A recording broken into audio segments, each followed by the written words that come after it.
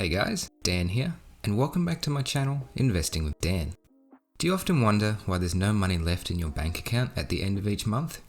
Do you feel like there's a hole in your wallet from where all the money falls out?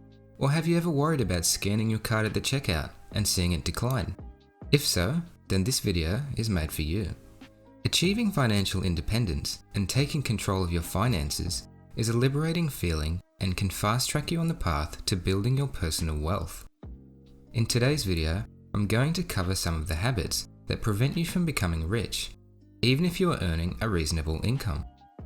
Perhaps the most common reason that people remain poor, even as their salary increases, has to do with a term called lifestyle creep. Lifestyle creep refers to the phenomenon where discretionary consumption increases on non-essential items as the standard of living improves.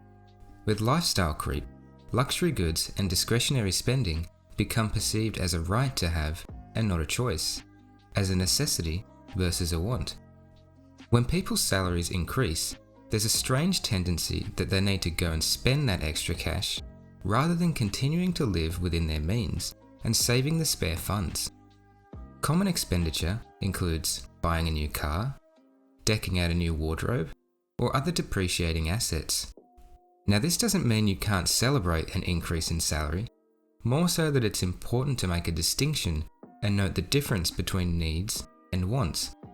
Failing to do that will lead you back to square one, and it's like you didn't get a raise at all. The money has just instantly disappeared.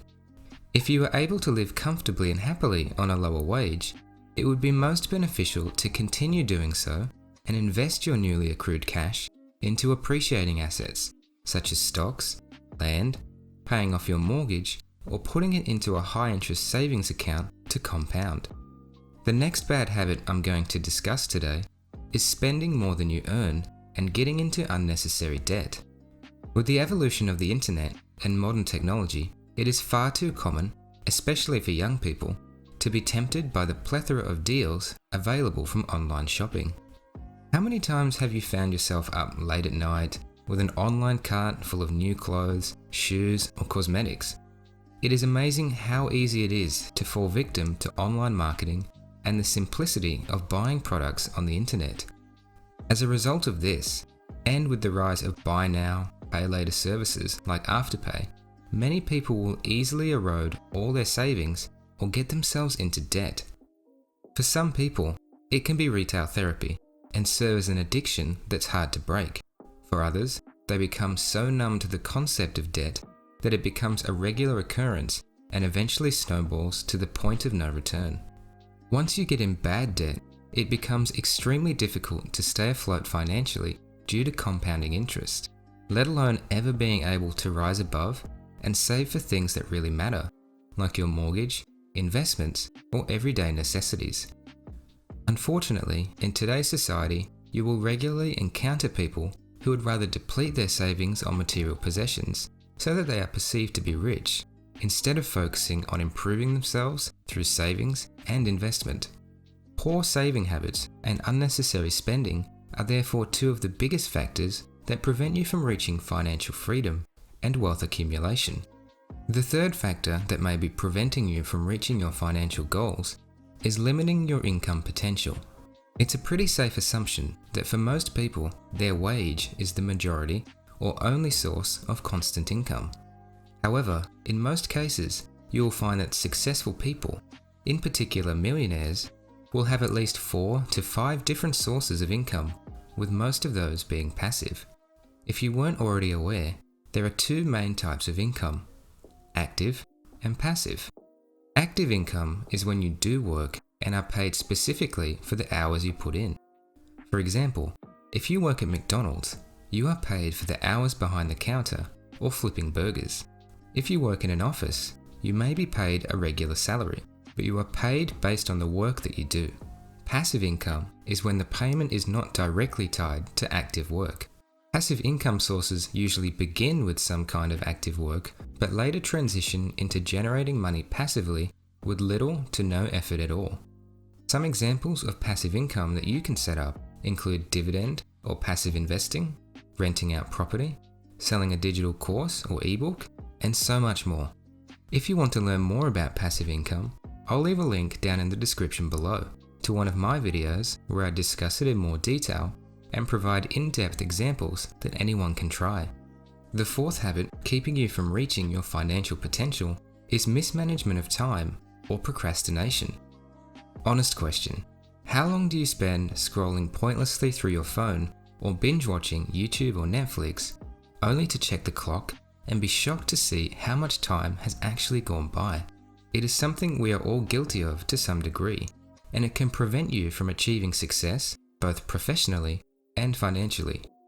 There are many reasons that people procrastinate, but perhaps the two most common are poor time management or perfectionism and the fear to fail. Whatever it may be, the result is the same. Life is short, and every hour that goes by is one that we never get back. Procrastination can have a devastating effect on your work ethic and can hold you back from delivering your best work. It can cause you to miss those opportunities to climb the professional ladder, and your diminishing performance will go hand in hand with your earning potential.